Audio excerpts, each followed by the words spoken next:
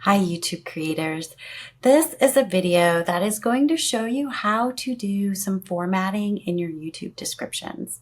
So as a graphic designer, I long for text separation, clear divisions between types of content, size changes, font changes. And so it's very prohibitive to be in social media, especially something like a YouTube video description, and not have those type of options available. So this is me doing a deep dive to see what are the ways that you can still segment your content, be able to have viewers do a quick read, link to other things, know the priorities of your video and what you're writing about. So let's get started. So first you'll see this is a very recent video that I am just testing out what are the ways I can get bold fonts. The ways and the rabbit hole I went down is using Unicode.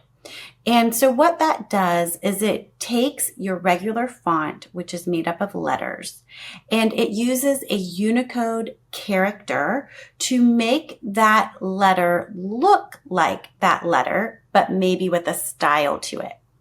However, it is not an actual letter. It is a encoded character. Therefore, a screen reader is going to say the name of what that Unicode is. And it may even skip over it. So it makes it very not accessible. So although you will see, if you see fancy fonts and maybe a Instagram post or on Facebook, this is how they're doing it. And you can also do it in YouTube, which we can get to in a different video, which I can link to below. But for this video, I want to show you the best case that you can do. The best practice is simply to use bold fonts in your description. So this is how we're going to do it. If we go into edit video, you will see that I am using the asterisks. So how you get your asterisks is Shift and the number 8 on your keyboard. The syntax needs to be your word or your phrase wrapped by an asterisk in the beginning and the end. No space, no other symbol next to it. And what this does, if we look at our details, is it makes video summary bold. So another way that you can separate areas is you can type in each letter in capitals. This uppercase view also helps you separate. You can see that technique happening here. You can also copy and paste in emojis.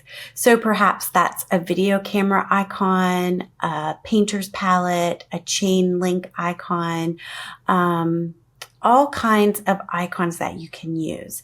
And I've even started to collect ones that I think are most useful on a blog post about this topic. So maybe it's the fire, maybe it's the pointing finger, maybe it's a checkbox, maybe it's an arrow. A nice thick arrow is really great for drawing attention to certain areas. So maybe we would go up and for each of our bullets, maybe we would use this arrow and say save. And now when we refresh, and I'm going to turn off my audio there, we will see those arrows. All right, so the next thing is adding in lines. So you can add lines by holding down Shift and your underscore. You can also use just the dash, and that will give you a dash line with just tiny lines between it. So if you want a solid line, you need to hold down Shift and your dash or minus sign. If you want it to be slightly dotted, you can use just the minus sign without shift. You can also do things like this where there's spaces between your dashes, or maybe a bullet to draw attention to the beginning. So in this case, maybe you do that, right? So you can bring in some variation even in your lines, and you could end your line with perhaps another bullet if you wanted, or none. All right, so that's another option we have. So the next part is about bringing in your social media links. This is where it gets a little bit tricky about syntax, because you're relying on YouTube's script to grab the link that you paste in and then to reformat it so that it has the icon before it and becomes a link. And you want these links to work. So we have a few that just show as blue hyperlinks, and I'm going to show you how you can change between a blue hyperlink and the actual more formatted view that includes the icons. All right, so let's look at Twitter or X first.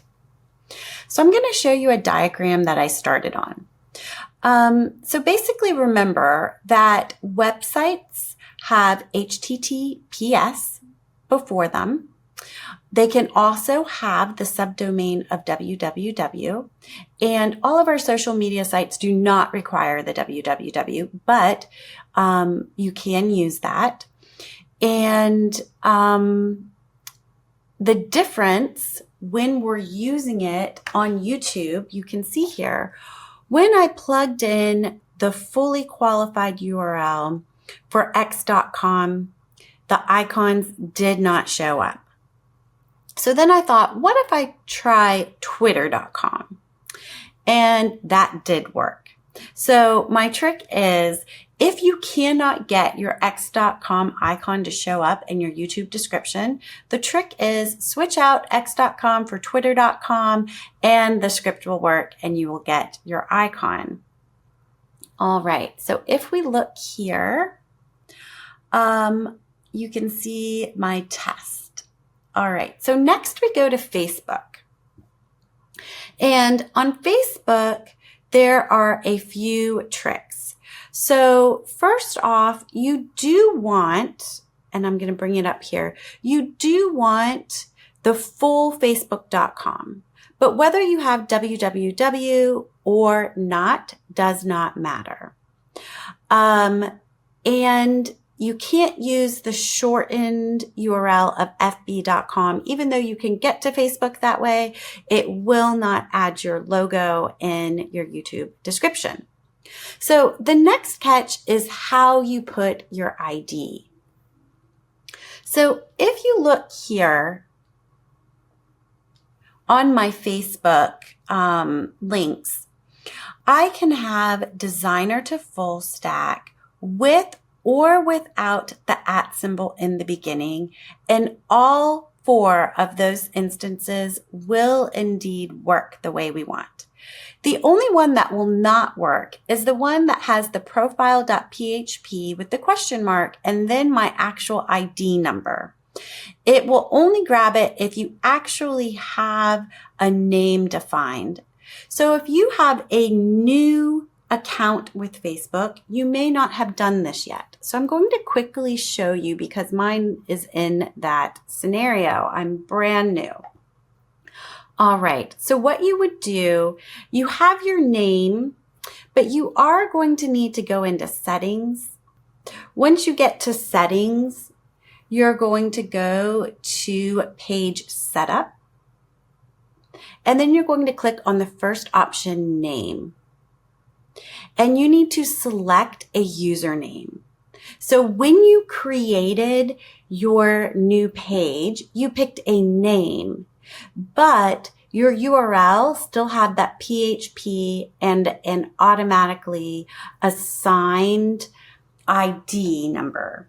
When you click username and edit, then you could go in and pick your text username. Often you want it to match as closely as possible with your page name. And once you have that assigned, you will see that your URL for your page will change from that PHP ID to your URL. All right, so if you're running into you only have this, then you need to go ahead and do those page settings so that you can get your URL name. All right, so Instagram worked very easily. And let's look at that, because what I want you to see is in Facebook, if you use the @ symbol, it still works. Okay, so here we have the @ symbol. If I click this URL, it shows up facebook.com designer to full stack, no @ symbol there. If I click this one, this was with and without the www, no @ symbol. If I click this one with the @ symbol, it still shows it to me, right? The @ symbol does not break my URL. That is not the same for every social media platform. So if I show you the Arts and Bricks, it does not have an @ symbol here, and it it went to Instagram. But if the @ symbol is visible here and I click, it says, sorry, this page isn't available, right? So Instagram cannot have the @ symbol in the URL. So do keep that in mind, that the system for YouTube could show you your link. It could highlight it, and it could still be a broken link. So you do want to go back and make sure that you have the syntax right and the link works. All right. So which social media platforms show you icons?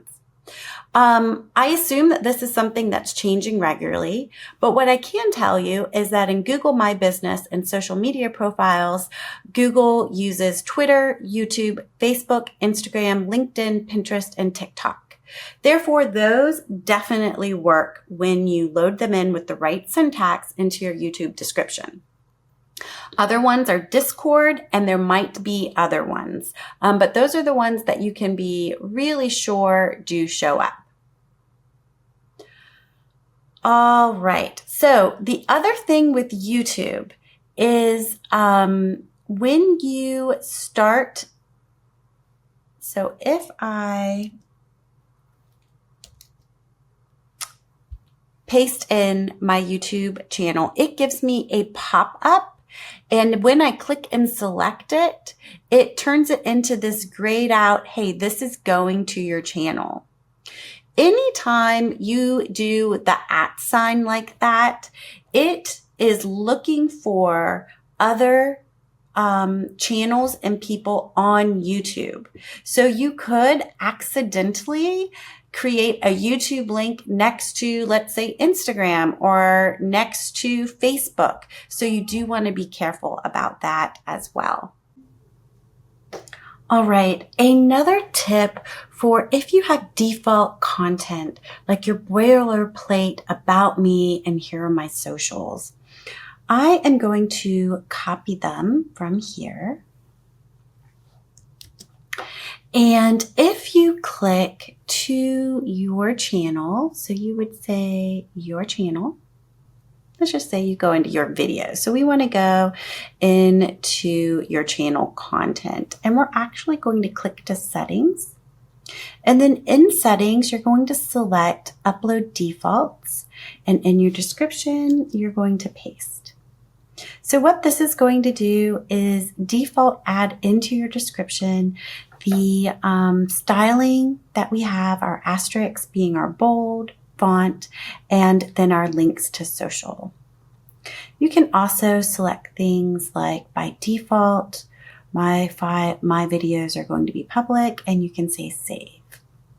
All right, so now this adds the, let's see, these this whole section by default already built into each of my descriptions. So that will make it a lot quicker and less copying and pasting.